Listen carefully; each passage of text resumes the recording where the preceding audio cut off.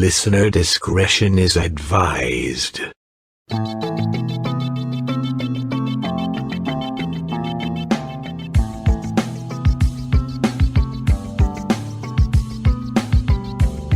True crime can be strangely fascinating. This true crime is odd, macabre, and haunted. I'm Diane, your guide into the shadows. Welcome to Phantasmal Crime. The murder of Mildred Ann Reynolds is a cold case that stretches back more than 60 years. The crime scene was horrific with blood and a burned-out car. This young woman had come to a brutal end. Violent murders, especially those that remain unsolved, seem to spawn spirits. Supernatural occurrences that accompany this puzzling story serve to deepen the intrigue.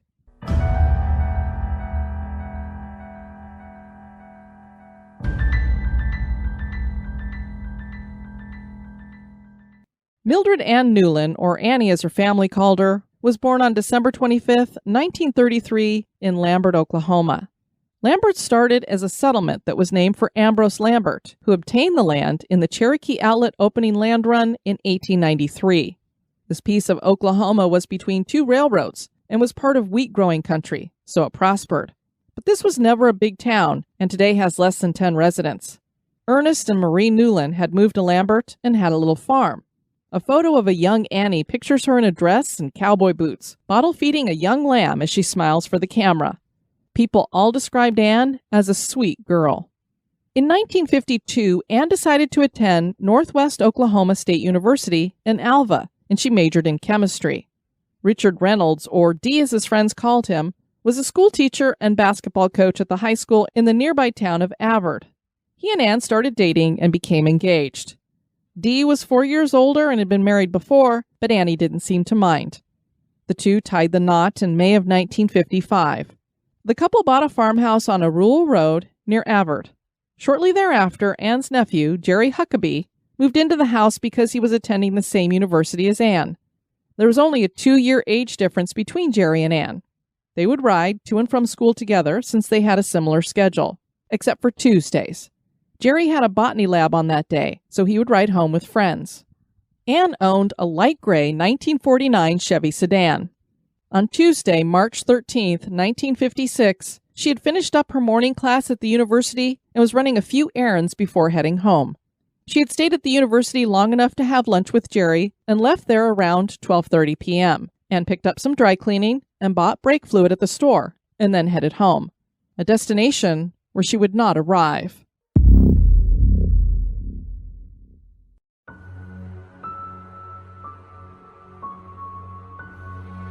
The road home was a country red dirt road through farmland, and it would be a farmer named Leroy Lancaster who first noticed smoke a little after 1 p.m.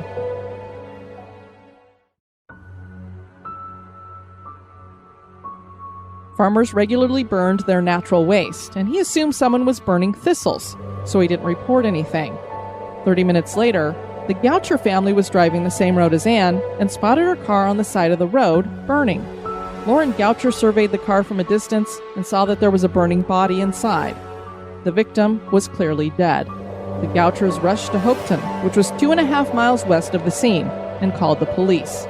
Highway Patrolman G.R. Brown was the first officer on the scene. Other members of the Woods County Sheriff's Office would follow, including Sheriff Ed Doctor, Deputy Vernon Hackney, and Deputy Sheriff Doss Gorley. Later, the Oklahoma State Bureau of Investigation would investigate the accident. This was not only the most bizarre scene any of these men had ever seen, it is one of the most mysterious accidents in history. Lots of evidence was gathered, but the questions only increased, with few answers.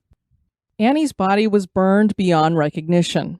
Her body was lying in the front seat, with her feet by the steering wheel and her head in the passenger seat. Anne's belongings were scattered in the area, including a pair of shoes. Her right shoe was covered in blood and found 250 yards in front of the car, and her coat was found 100 feet behind the car. According to the report written by Highway Patrolman G.R. Brown and his observations of tire tracks, it seemed that Annie had been driving the car west when it appears to have pulled to the left, veering into the wrong lane, and impressions in the sand indicated that it was about 2 inches off the road when the brakes appeared to have been applied at the top of a hill before reversing and zigzagging backward. That was strange, but it got weirder.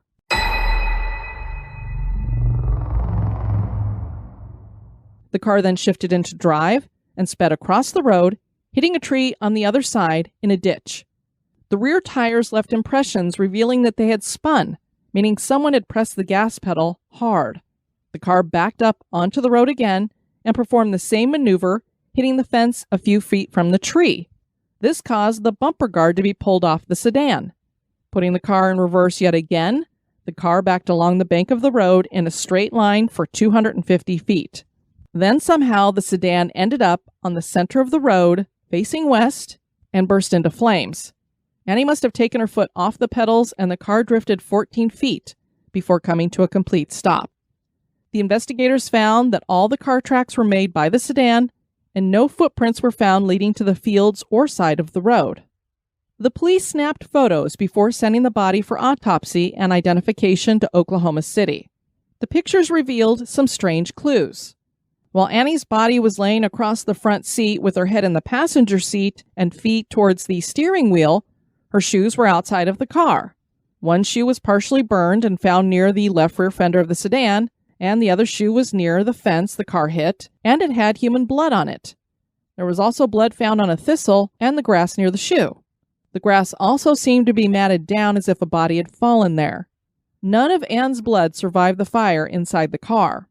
Ann's coat was outside of the car, on the left, and almost completely burned, and 4 burned buttons were found 56 feet from where the fire started. These buttons were believed to be from a blouse. Bullet casings were found from a 9mm, but a man, H.E. Brockman, came forward saying the bullets were from his gun and that he'd fired them out there, and tests proved that the casings were from his gun. He was not looked at for the death. There were 2 metal bases from 12-gauge shotgun shells found inside the car. The driver of the wrecker who came to take the car found other clues. The drain plug from the gas tank was about 16 feet from where the car fire started, and it was melted out. The report stated that only 2 rivets instead of 4 were on the drain plug, and that this was quote-unquote rare. There was a large hole in the muffler towards the front and small holes on top. The exhaust pipe was bent. The car was so burned that it had to have been started and supplied with an accelerant. The body also seemed to indicate that the fire was helped along. It was burned beyond recognition. Ann's left tibia was still attached to her body and was the only longer bone in the body to be found that way. One of her legs had burned off at the knee. The autopsy revealed that the skull was fractured, but the coroner could not determine if the fracture happened before or after the fire started.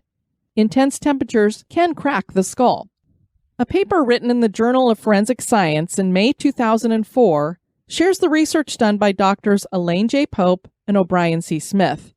This is titled Identification of Traumatic Injury in Burned Cranial Bone, an Experimental Approach. This is from the abstract. Interpreting patterns of injury in victims of fire-related deaths poses challenges for forensic investigators. Determining manner of death, accident, suicide, or homicide using charred remains is compounded by the thermal distortion and fragmentation of soft and skeletal tissues.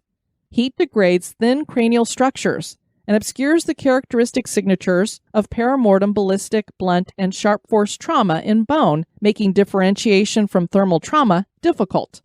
This study documents the survivability and features of traumatic injury through all stages of burning for soft tissue reduction and organic degradation of cranial bone. 40 cadaver heads were burned in environments simulating forensic fires. Progression of thermal degradation was photographically documented throughout the destructive stages for soft tissues and bone to establish expected burn sequence patterns for the head. In addition to testing intact faults, a percentage were selectively traumatized to introduce the variables of soft tissue disruption, fractures, impact marks, and incisions throughout the cremation process. Skeletal materials were recovered, reconstructed, and correlated with photographs to discern burn patterns and survivability of traumatic features. This study produced 2 important results. Number 1. Identification of pre-existing trauma is possible in reconstructed burned cranial bone. Signatures of ballistic internal and external bevel secondary fractures, blunt force impact site radiation fractures, and sharp force incisions, stabs, sectioning survived the cremation process. And 2, in non-traumatized specimens, the skull does not explode from steam pressure, but does fragment as a result of external forces, collapsed debris, extinguishment methods, and handling.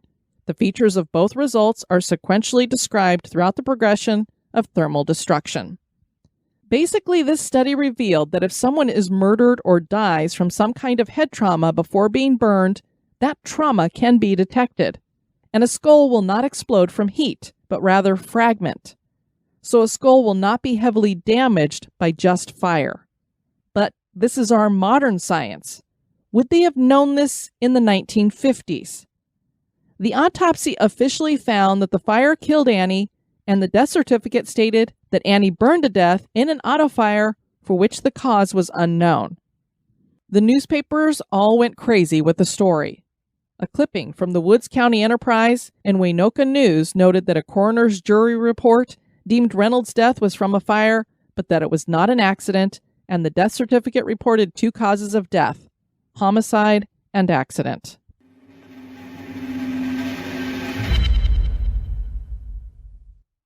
The Woods County Sheriff's Office officially classified the case as unsolved. The Oklahoma State Bureau of Investigation declared it an accident.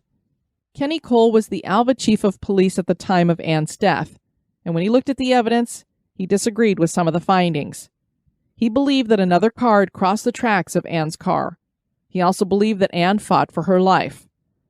A serious problem for crime scenes in decades and centuries past, and sometimes even today, is that they are not well secured. We hear stories often of neighbors trampling through crime scenes or gawkers coming to steal a souvenir or two. How many people wandered around this scene? Many citizens came out to help find evidence. Were the officers on scene careful of where they stepped? And how many cars may have left tracks in the dirt road? We know that the Goucher family drove on the road as they were the ones to report the fire. Where exactly did their car drive? Woods County Sheriff Rudy Briggs Jr. said that they were still treating the case as a cold case homicide. They still have 3 pieces of evidence from the crime scene on file: a gas tank from the car, a limb from where the vehicle supposedly hit a tree, and Ann Reynolds' rosary beads. Interestingly, Ann was not a Catholic. Her sister-in-law confirmed that the rosary was Ann's and that she kept it as a good luck charm. This had been burned and found embedded in the ground near the left door of the car. A special agent from the National Auto Theft Bureau, James Sullivan, believed the fire began at the back of the car near the left rear wheel. The reason the fire began was never fully established. The windshield had melted from the heat, so Sullivan and Kyle Moorhead, Deputy State Fire Marshal, agreed the fire had reached at least 1,700 degrees Fahrenheit, the melting point of glass. For a fire to reach this temperature, it would need an accelerant. Investigators conducted experiments on a car similar to Ann's to try to replicate a fire of the same magnitude. They first used gasoline, but the temperature never rose above 1,400 degrees. They then tried brake fluid since Ann had some in her car. After 2 minutes, there was an explosion and the heat hit 1,725 degrees Fahrenheit. So the investigators knew it was possible that the car was burned out by the brake fluid. But what ignited it? A crash into the tree? Did someone light it with a flame? These questions remain today, and the case went cold. What is known is that Annie was alive when the fire started, as she had carbon monoxide in her lungs. She was inside the car, while some of her stuff was outside of the car. If she had gotten out of the burning car, why would she get back in? Was everyone in Ann's life questioned? Were there problems in the marriage? How about with the nephew? What we do know is that Annie was laid to rest at the Cherokee Municipal Cemetery in Cherokee between her parents, Ernest and Marie Newland, and her brother Eddie Newland and his wife. And her unsolved death seems to have left her spirit at unrest.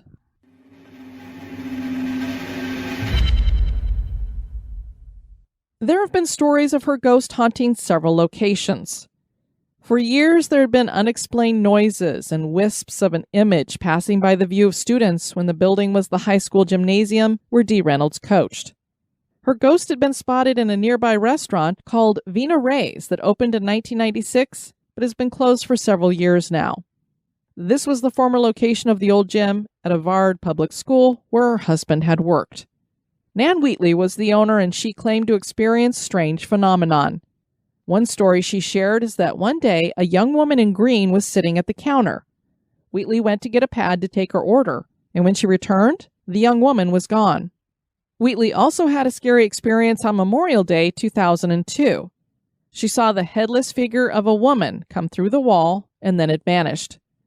Wheatley said, "I would hear sounds like someone was walking like a pirate with a peg leg in another part of the building, and I would go and investigate, and no one would be there.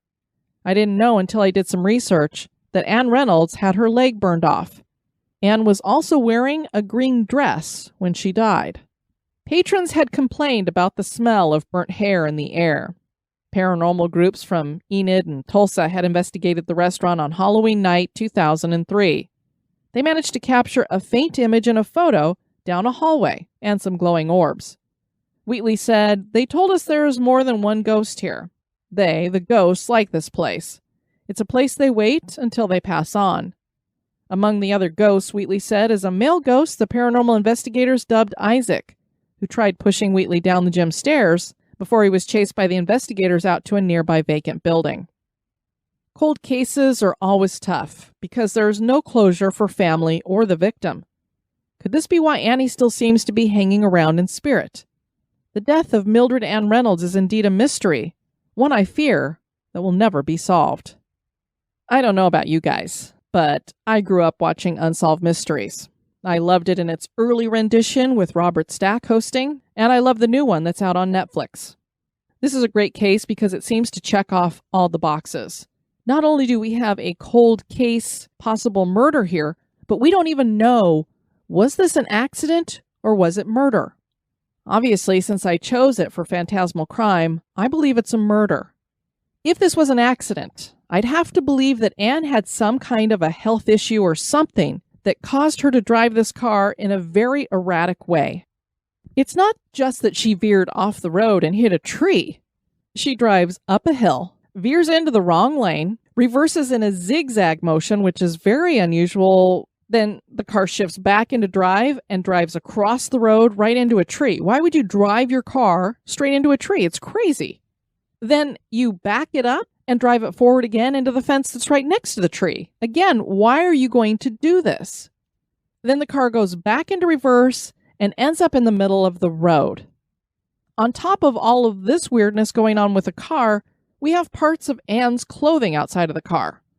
Now, I could see if somehow she has some kind of a medical condition that causes her to do all this, and perhaps the accident caused that brake fluid to tip over or something, and then for some reason it ignited. I don't know why. She catches on fire. She gets out of the car. And instead of doing what we're told to do, which is stop, drop, and roll, or maybe she tried to, and that's why the grass was smashed down, she starts taking off her clothes, it sounds like. The coat comes off, the shoes come off, but then she jumps back into the car. It just seems really weird to me. If you are on fire, why would you get back into the burning car? On top of that, we don't have a whole lot of scorching outside of the car. I would think if she had stopped, dropped, and rolled, we'd see a bunch of scorching on the ground as well. There's the matter of her skull. I sought out the study because I wanted to know, can a skull that is on fire explode? Enough that it looks like some kind of traumatic injury to the brain, possibly from somebody hitting it with something. To me, the study indicates that her skull would not have exploded or fractured in the way that it was. Something, to me, and my interpretation, hit her in the head. Now, was it because she hit the tree and maybe she hit the windshield really hard? I don't know. Possibly after that happened, that might be why the driving got even more erratic, because now she's semi-conscious, or who knows. But let's go all the way to the beginning. Why in the world would she have even drove to the top of this hill and then started this whole scenario? Did something scare her? Was she trying to get away from someone? Possibly in another vehicle, trying to run her off the road. What did this person do that seemed threatening to her? We know when it comes to someone's death that the first people we look at are the friends and family of that person, particularly their spouse. To me, somebody had to know Annie's schedule. Her nephew always rode with her except for on Tuesdays. Is it just a coincidence that this happened on a Tuesday when she would be driving alone? And who would know that she'd be driving alone, that she would be on this particular road, and that this road was pretty remote? There wouldn't be a lot of attention if you wanted to attack her. Her husband would certainly know, and Jerry, the nephew, would certainly know. Was one of them responsible for this? All I know about Dee is that he went on to get married and lived happily ever after. We have so many problems going on here where you have a crime scene that has had people walking through it. We're talking about the 1950s when they wouldn't have the kind of technology that we have today. And then I find it interesting that the sheriff's office basically is saving this out as a cold case that's unsolved, while the Oklahoma State Bureau of Investigation, basically the FBI in Oklahoma, has said it's an accident. Those are two totally divergent conclusions. How does that happen? I can certainly understand why Annie may not be at rest. Thanks so much for joining me on this episode of Phantasmal Crime. If you've enjoyed what you've heard, please subscribe and review wherever you listen. If you'd like to send feedback or suggest a haunted crime that you've heard about, you can write us at phantasmalcrime@gmail.com. I've been your host, Diane. Join me on the next episode for another trip through the shadows. This has been a production of History Goes Bump.